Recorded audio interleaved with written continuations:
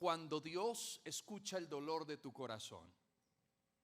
Acompáñeme a leer lo que dice el primer libro de Samuel, capítulo número 1, verso 10. Ana, con una profunda angustia, lloraba amargamente mientras oraba al Señor e hizo el siguiente voto: oh Señor de los ejércitos celestiales, si miras mi dolor y contestas mi oración y me das un hijo, entonces te lo devolveré.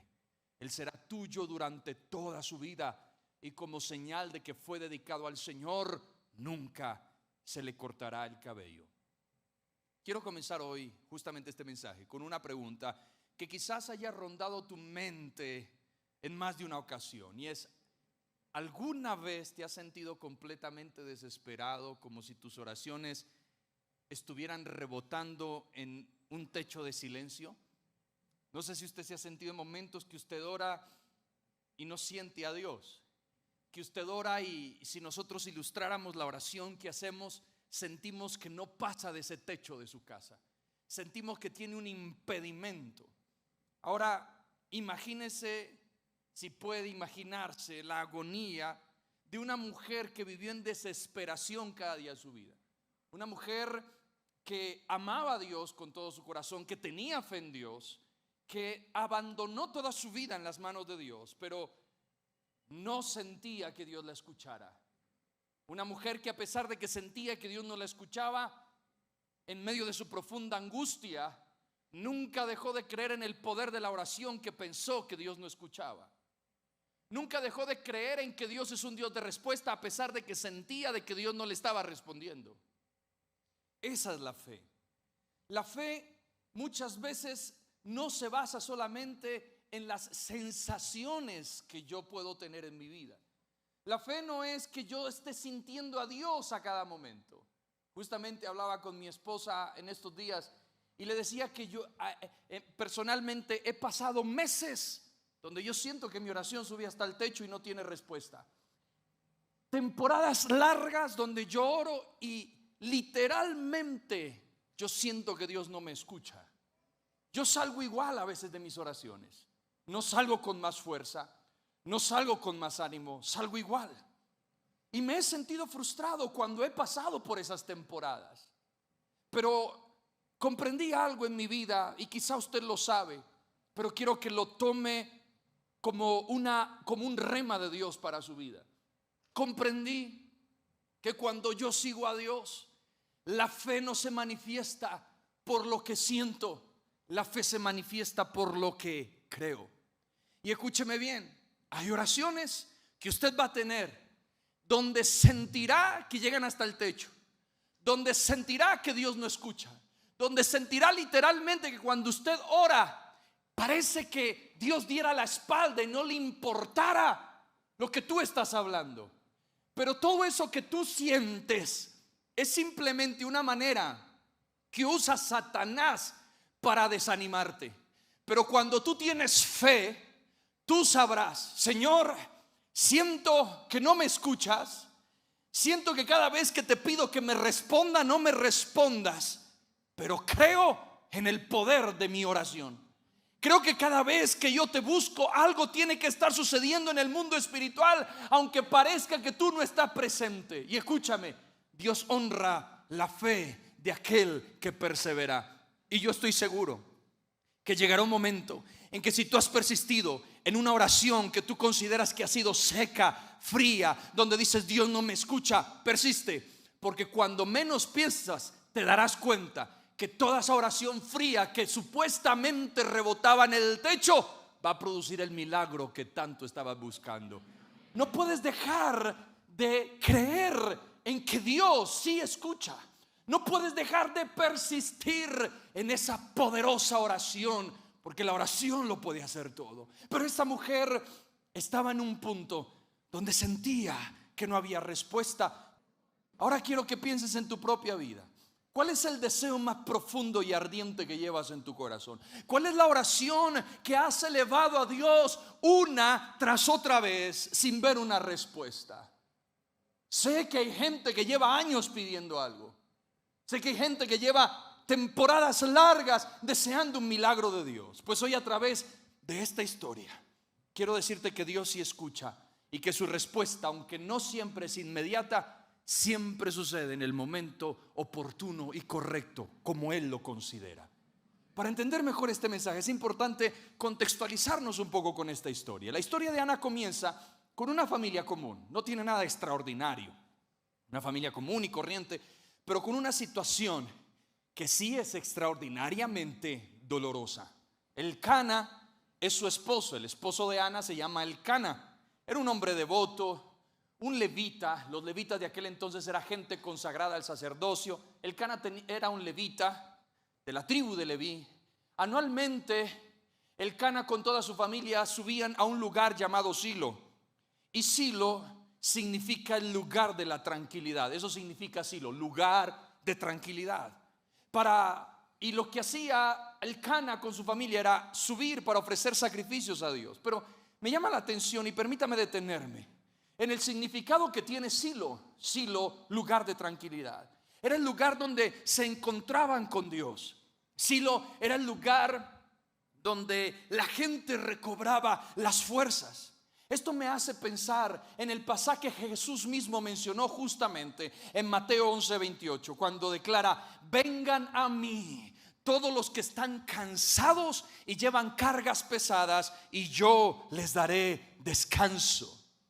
Y en este texto podemos ver que Jesús nos abre una puerta y dice: vengan a mí los que están cansados, trabajados. Nos da acceso para acercarnos a Él con el fin de brindarnos no solamente un simple descanso, sino un descanso que produce paz, que produce tranquilidad, que nos hace recobrar las fuerzas. El problema es que para muchos el lugar de tranquilidad ha sido todo menos Dios. Así que toman su dolor, su cansancio, y han buscado el descanso en lugares y en personas incorrectas. Y quiero ilustrarles cómo muchas veces nosotros actuamos cuando no descansamos en Dios. Dios dijo: vengan a mí los trabajados y cansados, y yo los haré descansar.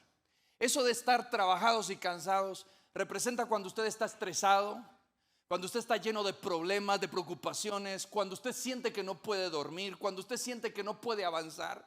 ¿Y qué es lo que sucede con muchos? Muchos han tomado la decisión de buscar el descanso en el lugar equivocado. Escúcheme bien, esta es la maleta que muchos cargan. Esta maleta es un lugar, o un objeto más bien, que todos tenemos en la vida. Todos tenemos una maleta que cargamos todos los días. Entonces vienes y metes en la maleta problemas financieros y los metes en tu maleta. Después vienes y metes problemas en tu estudio, en tu vida espiritual, en tu trabajo, qué sé yo.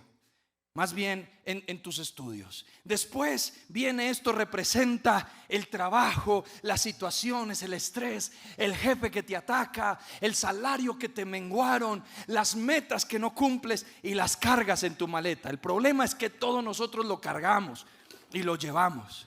Después, problemas familiares. Esto representa a la familia. Entonces la familia es como una olla a presión y usted le mete problema a la familia. Y esta es la maleta que usted carga. Todos los días nosotros nos levantamos con la maleta y nos acostamos con la maleta y comemos con la maleta. Hacemos de todo con la maleta. Entonces yo quiero que usted cargue esta maleta, ¿verdad? La ponga en sus hombros. ¿Está pesada? Ok. Él tiene cargas. Él está cargando una maleta llena de problemas y necesidades. Entonces Dios dice: vengan a mí. Pero el mundo dice: no vayas a Dios, ve al streaming. Entonces tú vas donde está Netflix, donde está Prime Video, donde está Max, Apple TV, siéntate. Él se sienta en el streaming, se puede sentar con personas, abandonarse a los brazos de alguien, de una mujer, de un amigo, de una persona. Puedes estar en vicios. Ahora siéntate donde están las personas. Entonces ve que el streaming no le llena y dice: voy a ver si esta persona me da descanso.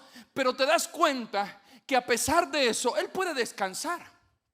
Ahí está, puedes controlar más el peso, pero el peso sigue. Pero dice: las personas no me llenaron. Entonces vienes y entras a los vicios: alcohol, drogas, cigarrillo, parrandas, cuánta cosa que el mundo ofrece. Pero la maleta sigue ahí. Después dices: no, yo creo que las redes sociales son mi escape. Entonces vas a las redes sociales. Entonces pones post, te vives tomando selfies, ámate a ti mismo, aunque nadie te ame. Y empiezan con sus cosas, empiezan con unos pensamientos filosóficos que usted ni se los cree, ¿cierto? Y usted para la foto, usted se peina y todo, 1 hora para tomarse una selfie. ¿Por qué? Porque está cargado y piensa y dice: las redes sociales me darán descanso. Pero te das cuenta que la carga sigue ahí. Pero hay un lugar que muchas veces omitimos, y es el lugar donde Dios dijo: vengan a mí, yo les voy a dar descanso. Pastor, ¿qué diferencia hay entre el descanso de estas sillas y el descanso que me puede dar Dios? El siguiente, ponte de pie, por favor. Antes de sentarte ahí, yo voy a representar a Jesús. ¿Sabes qué hace Jesús? Jesús no te hace sentar simplemente. Jesús te dice: hijo, te veo cargado, pero has venido al lugar correcto. Siéntate, mi hijo. Yo voy a tomar tus cargas. Ya no tienes que cargar con esto. La diferencia es que cuando tú descansas en Jesús, ¿sabes qué va a pasar? Nunca más tendrás que cargar con lo que no tienes que cargar. Jesús viene y pone al lado de la cruz todos tus problemas, todo tu estrés, todas tus situaciones. ¿Y sabes qué es lo que sucede? El mundo, todo esto es anestesia, pero la anestesia tiene un efecto que se acaba. Y cuando el efecto de la anestesia se acaba, percibirás que sigues con tu misma carga. Pero escúcheme, Dios no es un Dios de anestesias. Dios no es un Dios que te dice: siéntate y descansa un poquito y sigue con tus problemas. Dios no anestesia a nadie. Lo que hace Dios es sanar el dolor, romper con la depresión, romper con la amargura, romper con eso que te tiene la mente enredada. Recuerde, mi Dios no anestesia, mi Dios sana. Por eso, en primer lugar, quiero decirte que hay un dolor en la suplantación. La historia nos muestra que Elcana tenía 2 esposas, Ana y Penina. En ese tiempo, digamos, había una aprobación para la poligamia. Dependiendo de tu factor económico, tú podías tener una esposa, 2 esposas. Si podías sostener 3, pues tenga 3. En aquel tiempo, este hombre tenía 2 mujeres. Se era permitido tener una segunda esposa. ¿Y por qué era permitido? Por si la primera era estéril, el hombre buscaba una segunda esposa para procrear generación. Y esto me hace pensar en que muchas familias han sido infieles con su pareja. Hay muchos matrimonios que desde que se casaron son infieles. ¿A qué se refiere, pastor? Claro, usted le es infiel a su esposa, le es infiel a su esposo, porque lo estás engañando, la estás engañando con tu exceso de trabajo. Estás engañando a tu pareja con ese exceso de estar con tus amigos y descuidar tu relación. Estás engañando a tu pareja con ese exceso y esa exageración de redes sociales, entre otras. Y sin darte cuenta, estás tan absorto en tu propia vida, en construir tu propia vida, en satisfacer tu propia vida, que en realidad descuidaste lo que en verdad te da vida, que es tu familia. Sí, son necesarios los amigos, es necesario trabajar y demás, pero escúchame bien, lo primero de lo primero de lo primero de lo primero, aparte de Dios, es tu familia, es tu esposo, es tu esposa, son tus hijos. lo primero es tu familia. ¿Alguien dice amén a eso o no? Entonces hemos sido infieles. Fíjate que fíjate que no tienes tiempo para tu familia. Y cuando tienes tiempo para tu familia, ¿sabes qué dice? Estoy demasiado cansado. Y te levantaste con hijos donde nunca supiste qué fue jugar con ellos, qué fue jugar a un tope, qué fue jugar a las escondidas, qué fue revolcarte con ellos en medio de la sala y reír y hacerse en cosquillas. Nunca supiste qué fue hacer eso con tus hijos, y tus hijos nunca supieron qué fue hacer eso con sus padres, porque te absorbiste en tu propia vida. Por más que te esfuerces, los amigos se van. Por más que te esfuerces, el trabajo se puede terminar. Por más que te esfuerces, las diversiones se van a acabar.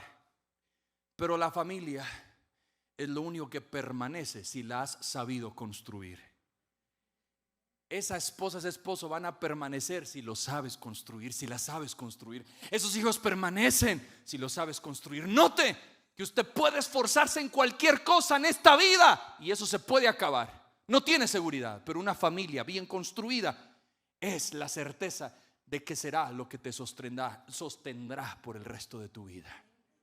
Mire, otros en medio de su egoísmo y su egocentrismo han suplantado a su familia con su mente.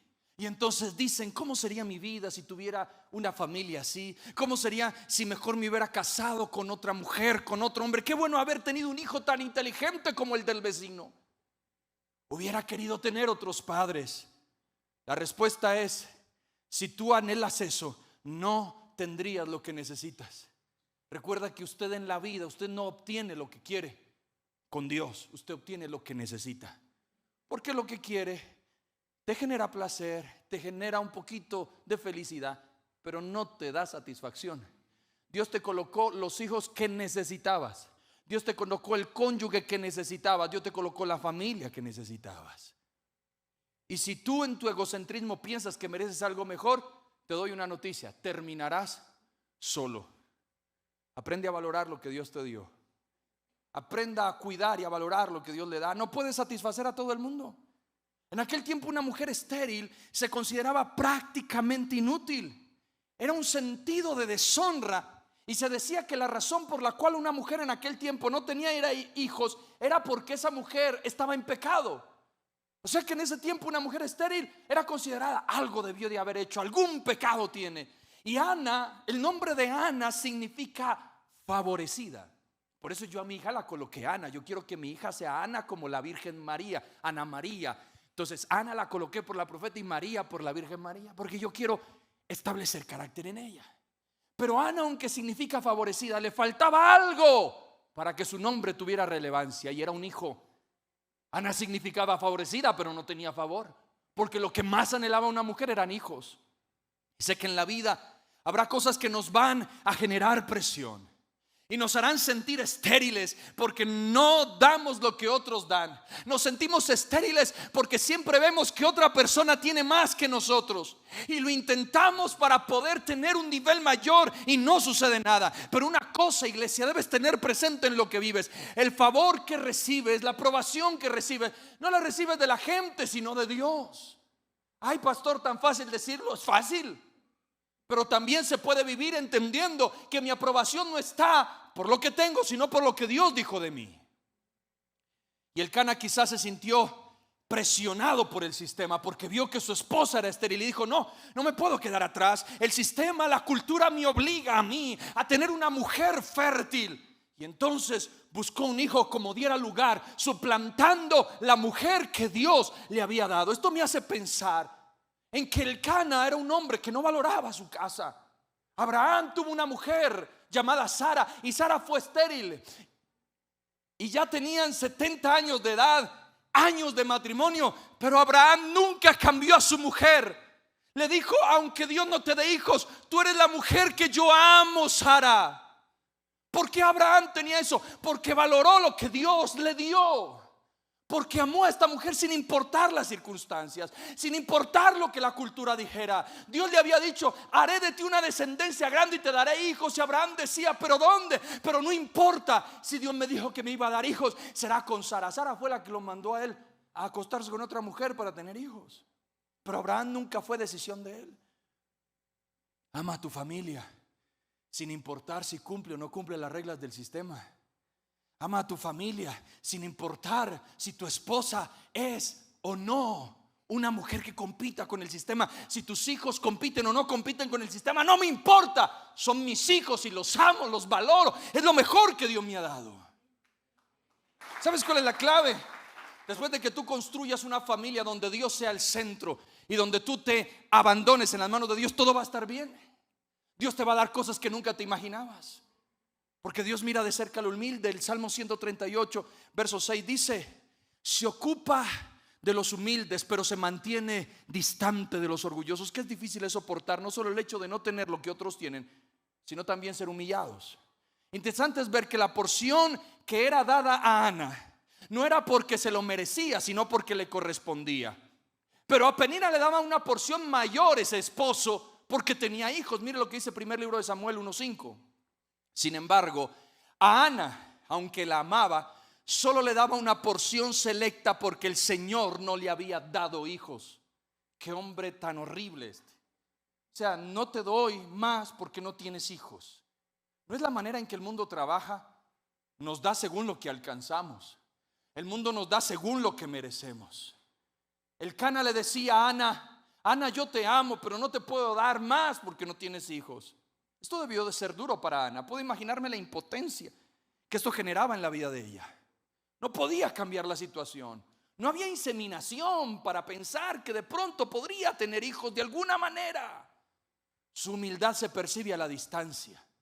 Y sabes, está dispuesta, a pesar de la humillación de su esposo, a pesar de que su esposo la rechaza por ser estéril, está dispuesta a acompañarlo al silo, al lugar de la tranquilidad, para que en medio de esa frustración ella le dé gracias a Dios. Quien ama a Dios por lo que es, no le da la espalda cuando algo sale mal. ¿Me escuchó? Quien ama a Dios por lo que es, no le da la espalda cuando algo sale mal. Señor, ¿por qué? Usted no ama a Dios. No vuelvo a la iglesia, estoy desanimado. Usted nunca amó a Dios. Yo no amo a Dios por beneficios. Yo no amo a Dios porque me dé dinero. Yo no amo a Dios porque me sane. Yo amo a Dios porque Él es Dios. Porque a pesar de mis dificultades ha sido el único que me ha podido sostener. Y Ana lo entendió. Esta dinámica se ve en muchos hogares donde hay una gran diferencia en el trato con los hijos. Y aunque lo nieguen, muchos padres tienen hijos favoritos. Padres que tienden a hablar mejor de un hijo que del otro, a sentirse orgulloso más de un hijo que del otro, sin darse cuenta el daño tan grande que estás produciendo dentro de tus hijos. Ten presente que cada hijo tiene sus fortalezas y sus debilidades. Admira las fortalezas de tus hijos. Y le pido algo con todo mi corazón. ¿Aquí hay padres? Sí. Le pido un favor. Se lo suplico si es necesario. Se lo pido con toda mi alma. Nunca compare a sus hijos. Nunca compare un hijo con otro hijo. Usted no se imagina el rechazo tan bravo que usted siembra en ellos. Usted no se imagina el resentimiento tan grande que está sembrando. Usted no se imagina el pleito que está germinando entre dos hermanos cuando sean grandes. No los compare. Apréndale a su hermano. Mira, él sí es más inteligente. Ay, usted que ni siquiera ha podido leer ni escribir, y su hermano ya sabe hasta hacer fórmulas matemáticas. Usted, ¿cómo tan demorado para montar bicicleta? Apréndale a su hermano, apréndale a su hermana. No sea tan bruto. Usted está dañando a sus hijos. Lo único que hace es fomentar rechazo, competencia dañina. Cada uno tiene su proceso. Sus hijos, cada uno tiene su carácter, cada uno tiene su temperamento, cada uno tiene fuerza diferente, cada uno percibe la vida de manera diferente. Aprenda a comprender a sus hijos y recuerde, los hijos no caminan al ritmo de los padres, son los padres los que caminan al ritmo de sus hijos. Tú no mereces nada de Dios. Yo no merezco nada de Dios. Y aún así Dios nos ha dado lo que no merecemos y lo que hemos querido. ¿Por qué? Porque Dios es un Padre que nos da no porque merezcamos, sino porque nos ama. Corrija a sus hijos, discipline a sus hijos, encamine a sus hijos, recompense a sus hijos, dele regalos por amor y sobre todo, ámelos con toda el alma por igual. No se vaya con un hijo más que con el otro. Y volviendo a Ana, ella jamás dejó el hogar.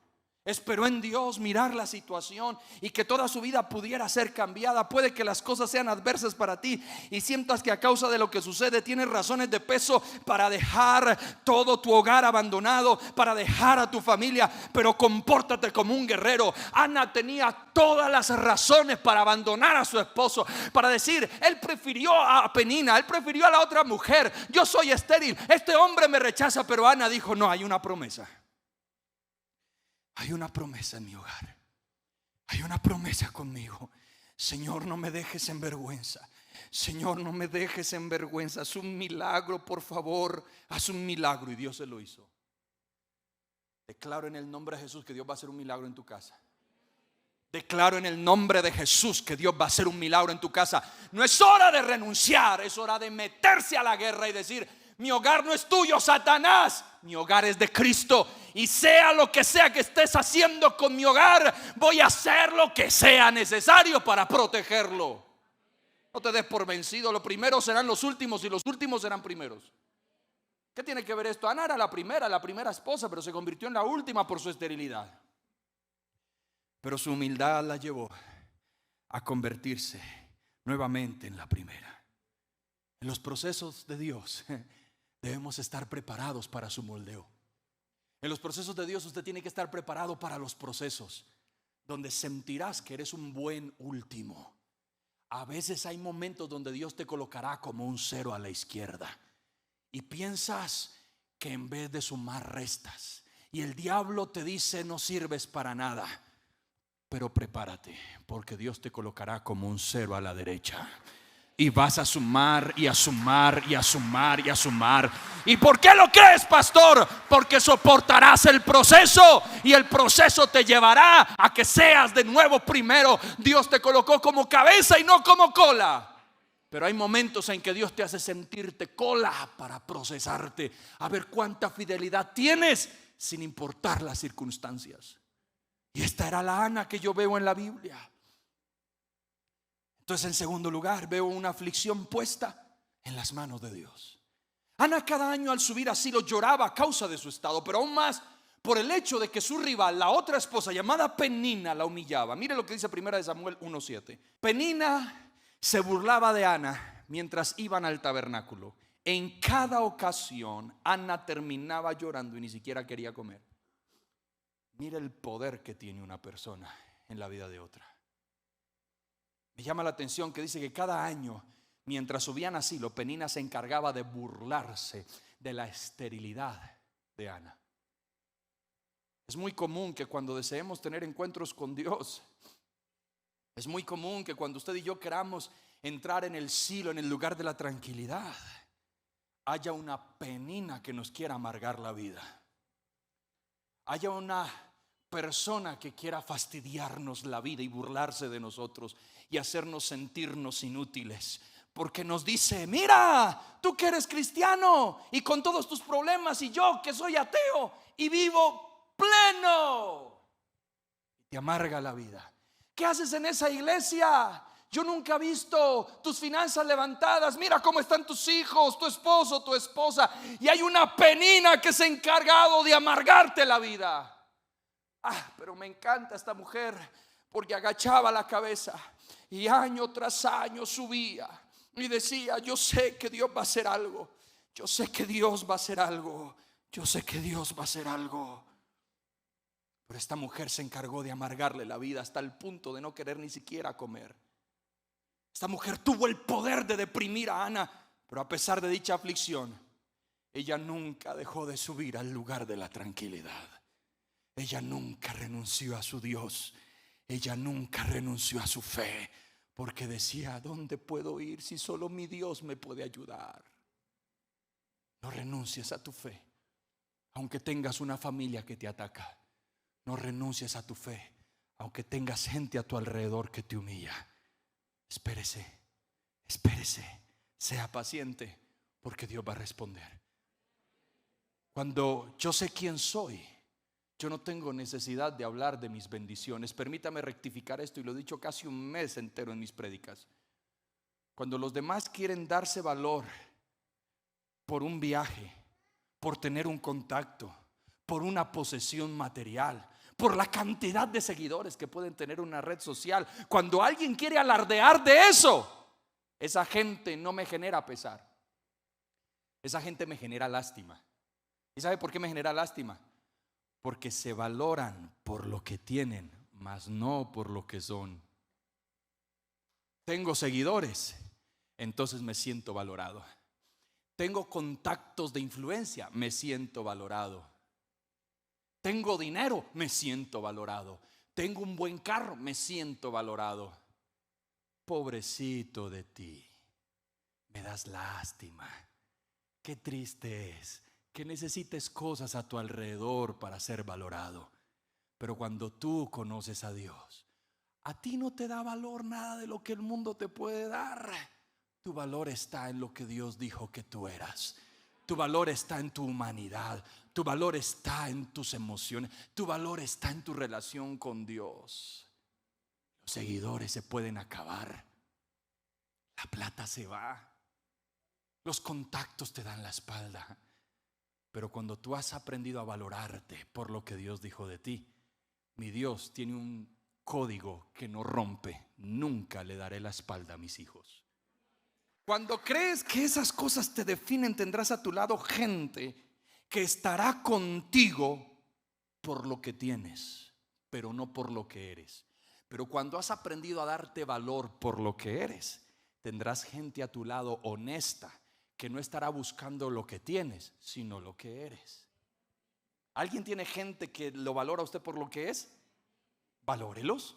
Tus bendiciones no son para fastidiar a los demás, son para disfrutarlas y para bendecir a otros. No fastidie a otros con sus bendiciones. Penina fastidiaba a Ana: mira, yo tengo hijos y tú no. Yo tengo hijos y tú no. Aquí. Y los niños sacaban la lengua. Y muchos de nosotros, seamos claros, tenemos bendiciones para humillar a otros. Yo le voy a decir algo. Usted no se imagina cuántas cosas Dios me ha bendecido a mí.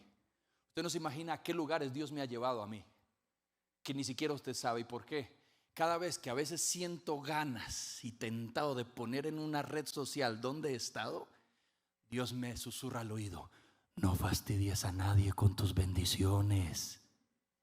Usted no se imagina con la gente que yo me he sentado a comer, gente de influencia, capos en este mundo, y yo quiero tomarme una foto y Dios me dice: no fastidies a otro con tus bendiciones. Entonces me tomo la foto y fastidio al diablo con mis bendiciones, porque yo le digo al diablo: tú me dijiste que nunca iba a alcanzar nada. Aquí está, Dios sí cumple promesas. Mire, en medio del dolor que Ana experimentaba, su esposo la ve llorando. La ve llorando porque es estéril y no la consuela, sino que le dice: ¿por qué lloras? ¿No soy yo mejor que 10 hijos? ¡Qué hombre tan arrogante! Tan sobrado. ¿No es lo que sucede con nosotros? ¿Acaso no ha sido la forma en que nosotros solucionamos las cosas en casa? Hay padres que creen que nuestros hijos deben pasar nuestros mismos conflictos, nuestras mismas luchas, nuestros mismos llantos, nuestro mismo sufrimiento. Hay padres que piensan así. Tenga presente que hay batallas que usted y yo como padres tuvimos que lidiar para que nuestros hijos no las tuvieran que lidiar en el futuro. Por eso te pasó todo lo que te pasó. ¿Aló? Le hago una pregunta. ¿Usted ama a sus hijos? Ahora le hago una pregunta.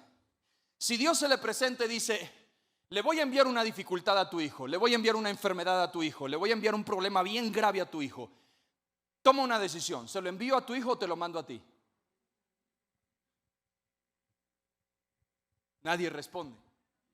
Yo con ojos cerrados le digo: Señor, todo lo que malo que le quiera venir a mis hijos, tráemelo a mí. No me importa lo que sea yo quien lo sufra. ¿Por qué? Porque amamos a nuestros hijos. Bueno, esa es la razón por la que tuviste que sufrir, para que tus hijos no sufrieran de la misma manera. Pero cuando no has aprendido A ser un verdadero padre y una verdadera madre, vas a tener respuestas arrogantes en tu vida. Si tu hijo quiere una bicicleta, entonces tú le respondes: yo de niño ni siquiera tenía zapatos y usted pidiendo bicicleta, no moleste. Si tu hijo quiere algo bueno, tu justificación para que no se lo des es: no moleste, yo nunca tuve juguetes y míreme, nunca los necesité, usted no necesita juguetes. Arrogante. Cuando ves a tu esposa llorar, ¿por qué lloras? Deje de ser chillona, aprenda a ser berraco en la vida, berraca en la vida.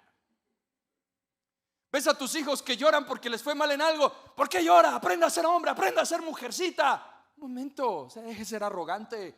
Si usted no tiene emociones, sus hijos sí nacieron con emociones, déjelos llorar. Pero a veces somos tan arrogantes que pensamos que la vida se vive con un corazón duro. No, la vida se vive con sensibilidad. Y cuando es un padre de verdad, vas a abrazar a tus hijos. ¿Por qué lloras, mi hijo? ¿Por qué sufres? Quiero una bicicleta, oremos a Dios. Yo nunca tuve una, pero tú sí la vas a tener. Yo nunca tuve juguetes y si está en mi posibilidad te voy a dar todos los juguetes de este mundo para que seas feliz, hijo mío. Obviamente bajo su balance, pero no sea arrogante. No te importa el dolor de tu familia. Una familia no se trata de llenar sus necesidades egoístas. Usted no puede llenar sus necesidades egoístas. Usted tiene que luchar por el bienestar de su familia, negarse muchas veces a sí mismo para bendecir su casa. ¿Alguna vez se ha sentado con su esposa a preguntarle por qué no le es suficiente la porción que tú le das? Porque Ana lloraba porque no le era suficiente la porción que tenía. Y este hombre con arrogancia le dijo: yo soy mejor que 10 hijos, hombre. Pero te has puesto a sentarte con tu esposo, con tu esposa, y decirle: ¿por qué sientes que no eres llena con lo que te doy? Y muchas veces te darás cuenta que ella no está llorando, que él no está sufriendo por dinero, está sufriendo por amor, está sufriendo por un poquito más de afecto, está sufriendo porque no es comprendido, no es comprendida. Al Cana no le importaba el dolor de Ana. Por lo menos en la Biblia no se muestra que el Cana orara por Ana para que Dios le diera hijos.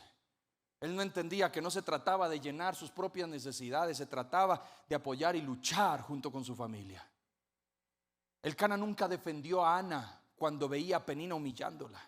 Pero en tercer lugar, Ana pone su mirada en Dios. Diga conmigo: voy a poner mi mirada en Dios. Ana tomó una decisión y fue: no le voy a llorar más al hombre, le voy a llorar a Dios. ¿Me escuchó? Eso fue lo que dijo Ana. Y cuando se cumplió el tiempo en que tenían que subir a Silo de nuevo cada año, tuvo que experimentar más la humillación de Penina. Pero al llegar ella a la presencia de Dios, decide buscar a Dios con el propósito de tener un encuentro con Él y derramar su alma delante de Dios. Yo quiero que tú hoy tomes la misma decisión. Y la decisión que tú vas a tomar en esta noche es: no le voy a llorar al hombre, le voy a llorar a Dios. No desperdicies tus lágrimas, porque tus lágrimas son valiosas. Con ese hombre arrogante, con esa mujer arrogante, aún con esos hijos arrogantes, no desperdicies tus lágrimas, no vale la pena. No seas vulnerable con alguien que no valora tu vulnerabilidad. No te abras con quien no valora esa sinceridad con la que te expresas. Iglesia, no se llora con cualquiera. Se llora con quien nos seca las lágrimas. Se llora con quien acepta su error y dice: voy a cambiar, y lo dice de corazón. Se llora con quien nos abraza y nos dice que todo va a estar bien. Se llora con quien nos escucha, aunque no tenga que decir, aunque no tenga nada que decir, pero se mantiene a nuestro lado, comprendiéndonos en nuestro momento de dolor. Jamás. ¿Usted me está escuchando o no? Hoy vengo pero súper sayajineado hoy. Jamás te arrastres a mendigar. No eres un perrillo para que tú estés rogando por migajas. Y tampoco mereces ser tratado o tratada como cualquier cosa o como un desecho, mi hermano. Muestra dignidad, pero no llores, por favor, con quien no lo merece. Por eso 1 Samuel 1:10 dice: Ana, con una profunda angustia, lloraba amargamente mientras oraba al Señor. Angustia es un estado de intranquilidad, de inquietud, de intensidad, causado por cosas desagradables, por la amenaza de una desgracia, de un peligro. Pero no solo estaba angustiada, sino que estaba amargada. ¿Sabes qué es amargura? Un sentimiento duradero de frustración, de resentimiento, de tristeza. Pero Ana aprendió: toda esta amargura la voy a desahogar en la presencia de Dios. Ya no cuento más, ya no aguanto más. Ella no buscó al sacerdote Elí, quien era el pastor de la época. Hay momentos donde tú tienes que llorar solamente con Dios, ni siquiera con un líder, ni siquiera con un pastor, ni siquiera con nadie. Hay momentos donde tú tienes que llorar con Dios. Y sabe, mire lo que dice 1 Samuel 1 del 11 al 12. Ana, con una profunda angustia, lloraba amargamente mientras oraba al Señor, e hizo el siguiente voto: oh Señor de los ejércitos celestiales, si miras mi dolor y contestas mi oración y me das un hijo, entonces te lo devolveré. Él será tuyo durante toda su vida, y como señal de que fue dedicado al Señor, nunca se le cortará el cabello. Algo que he recalcado muchas veces es: Dios se mueve en los pactos. Y Ana, en medio de dicha oración, donde derrama su alma tan sublimemente delante de Dios, dice: si tú me das un hijo, yo te lo consagro.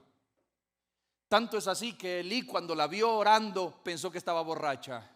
Sí, Ana en su angustia y su fervor se movía quizá de manera descoordinada, porque estaba amargada. Me imagino que se movía de manera inestable.